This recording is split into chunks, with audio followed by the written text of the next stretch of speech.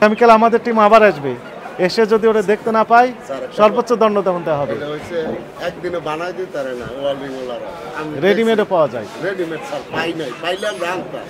বানা দিতে কিছুই লাগে না। এরা ওইটা বানায় আনছে 15 দিন 16 দিনের কমে যায় না। হবে না, তাহলে 15-16 দিন দোকান বন্ধ থাকবে আপনার, বিক্রি করতে পারবেন না, এটা প্রসেস করতে পারবেন না। আপনারা ওখান থেকে দেখতে পাচ্ছেন না, বাস্তব চিত্র এখানে আসলে বোঝা যাবে।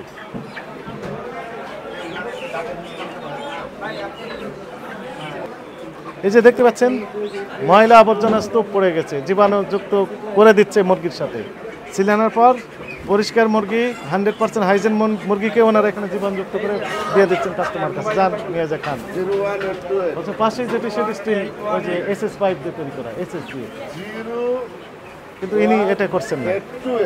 আপনার ওইটা ব্যবহার করতে পারেন, ওইটা এখানে নিয়ে আসে ব্যবহার করতে পারবেন, নিয়ে আসে। দাম যাইতো না, কারণ মুরগির দাম জমা করলে কাস্টমারের শরীরে রক্ত ভরে যায়। না না না, সুযোগ নেই, ওইটা ব্যবহার করতে পারেন। ওইটার মধ্যে তো মুরগি চিল্লা তুই। হ্যাঁ, তাহলে আরেকটা করেন।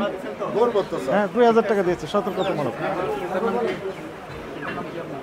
আমার পিতার নাম আছে মোহাম্মদ মোল্লা।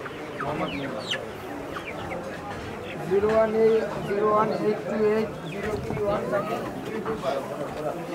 এখান থেকে একটু হালকা বোঝা যায়।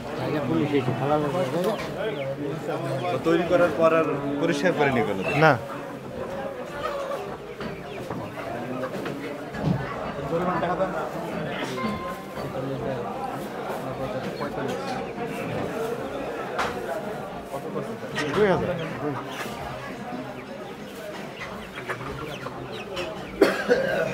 বড় ব্যবসায়ী। হ্যাঁ, সবই তার। ও এটাও আপনার, এটাও তো আপনার, লেখা আছে তো আলম। ওই যে সবগুলো Alam chicken house, proprietor Mohammad Alam, সবগুলো তো আলম লেখা আছে এই তিনটাতেই। স্যার এটা সাইনবোর্ড আর কি রূপচাঁদার কোম্পানি তো লাগাই দিছে আলম, এই যে মাছ তো কোনো লাগাইছে দিছে আলম চিকেন হাউস। কারণ কি এটা রূপচাঁদা কোম্পানি দিছে। আমারটা